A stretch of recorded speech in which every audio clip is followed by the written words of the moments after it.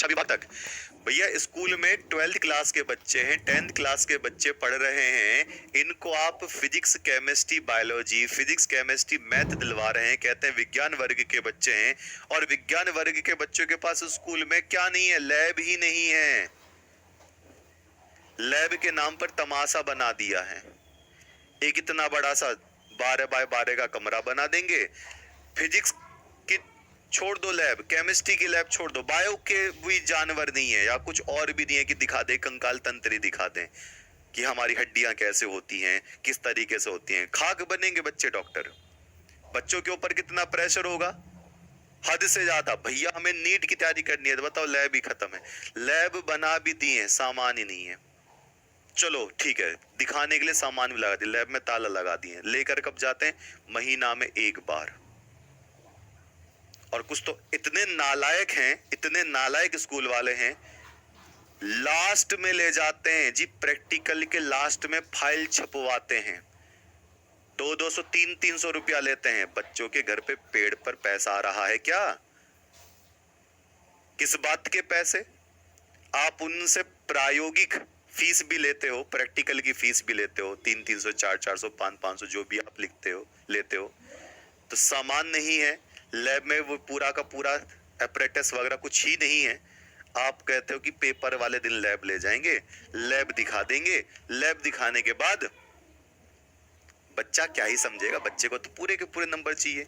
चलो ठीक है, बच्चा यहाँ पर 30 में से 30 ले आया, लेकिन एक बात बताओ, जो आपके प्रैक्टिकल वाले जो सब्जेक्ट थे उनका तो कुछ करके दिखा देते। प्रत्यावर्ती धारा कैसे काम करती है, डीसी करंट कैसे काम करता है, किस तरीके से मोटर चलती है, हम केमिकल कैसा होता है, स्टोसोफोर सांद्र कैसा होता है, तनु कैसा होता है। आगे चलकर पेंट की कंपनी में, प्लास्टिक की कंपनी में, बहुत दुनिया भर की कंपनी में जाएंगे तो क्या करेंगे? सिर्फ बीटेक करने से, सिर्फ नीट क्रैक कर लेने से क्या उनके दिमाग में आ जाएगा? बच्चों के दिमाग में नहीं आता। और बहुत सारे बच्चे गब्बू बनकर बैठे रहते हैं, सर प्रिंसिपल सर के पास जाएंगे तो वो हमारे नंबर काट। अरे काट लेने दो नंबर यार, बनो क्रांतिकारी।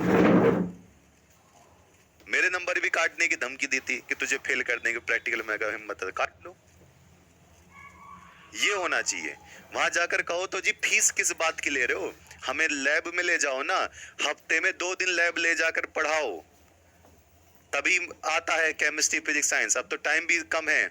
ऐसा मत करवा देना कि लास्ट में बिल्कुल पेपर के जो भैया प्रैक्टिकल की डेट आ गई है जनवरी में, उससे 5 दिन पहले ताला खोल के लैब दिखा दिए, यहाँ खड़े हो जाओ और प्रैक्टिकल की फाइल लिख लो। ऐसा मत करवाना, बहुत पैसा देते हो आप नहीं समझते हो। जिस दिन फीस में से हटा के देखोगे ना, उसमें से 10 से 20% आपका लैब का पैसा होगा। क्यों? स्कूल वाले खा जाते हैं। शिक्षा विभाग आकर कोई इंस्पेक्शन ही नहीं करते, भैया ठीक है दे दिए, जाओ तुम्हें बजट। और उसमें फिर टीचर धोस दिखाता है, हाँ ट्यूशन नहीं पढ़ोगे तो तुम्हारे नंबर काट लेंगे। भाई काहे बात के ट्यूशन पढ़े? तुम अपना सही से तो काम स्कूल में कर नहीं रहे, तुमसे तो बोला गया नहीं है सब्जेक्टिव टीचर से कि जी मेरी केमिस्ट्री की लैब नहीं है, बच्चा कैसे करे वो कवर करेगा। मेरी तो इंसानियत खत्म हो गई। मैं एक शिक्षक के रूप में तो काम कर ही नहीं रहा, क्योंकि मैं तो बच्चों को खराब करने आया हूँ।